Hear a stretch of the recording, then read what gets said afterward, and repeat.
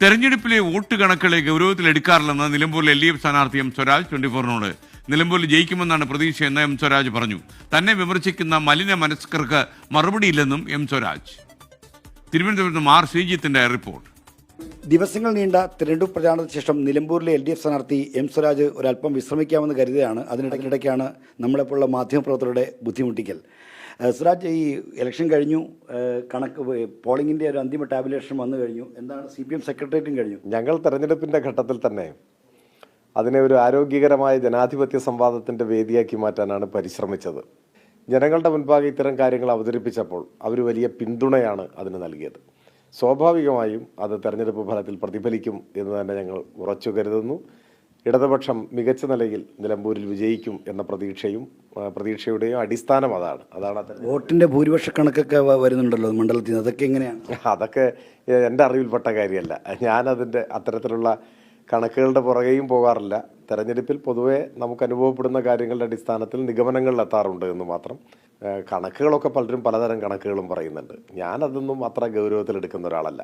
ഈ താങ്കളുടെ എഴുത്തുമായി ബന്ധപ്പെട്ടും അതായത് നിലമ്പൂരിൽ സാഹിത്യ സാംസ്കാരിക പ്രവർത്തകർ വന്ന് വോട്ട് ചോദിക്കുന്നതുമായി ബന്ധപ്പെട്ട് ഉയർന്നു വന്ന വിവാദമാണ്. അപ്പോൾ താങ്കൾ ചില പുസ്തകങ്ങളിലെ പരാമർശങ്ങൾ അതിൽ പ്ലേജറിസം ആരോപിക്കുന്നു. താങ്കൾ ഗോഡ്സെയായി ബന്ധപ്പെട്ട് നടത്തിയൊരു പ്രസംഗം, അതിനെപ്പറ്റി എത്തരത്തിലുള്ള വിവാദങ്ങളൊക്കെ ഈ തിരക്കിൽ ശ്രദ്ധിച്ചിരുന്നു? അല്ല, തെരഞ്ഞെടുപ്പ് സമയത്ത് ഞാനതൊന്നും ശ്രദ്ധിച്ചിട്ടില്ല. അത് കഴിഞ്ഞപ്പോൾ ചില ആളുകൾ സൂചിപ്പിച്ചെന്ന് മാത്രം.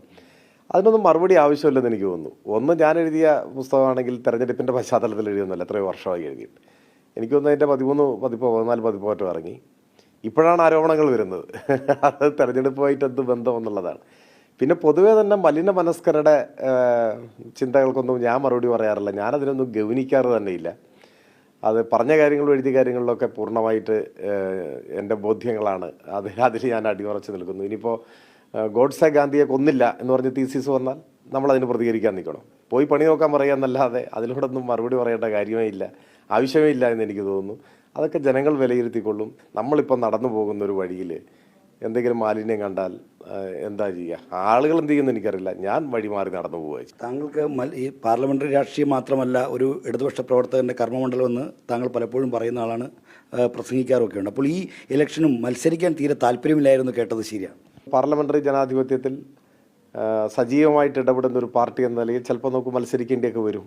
അപ്പോൾ അവിടെ വ്യക്തിപരമായിട്ടുള്ള നമ്മുടെ ഇഷ്ടാനിഷ്ടങ്ങൾക്കൊന്നും പ്രസക്തിയില്ല. അപ്പോൾ തെരഞ്ഞെടുപ്പ് രാഷ്ട്രീയത്തെക്കാൾ കൂടുതൽ സംഘടനാപരമായിട്ടുള്ള ചുമതലകൾ നിർവഹിക്കുന്നതിലാണ് എനിക്ക് പൊതുവെ താല്പര്യമുള്ളത്. എന്നാൽ തെരഞ്ഞെടുപ്പ് രാഷ്ട്രീയത്തിൻ്റെ ഭാഗമായി നിൽക്കുന്ന പാർട്ടിയുടെ പൊതുവായ അഭിപ്രായങ്ങൾ ഉയർന്നു വരുമ്പോൾ ആ അഭിപ്രായവും നടപ്പിലാക്കാൻ എനിക്ക് ഉത്തരവാദിത്വം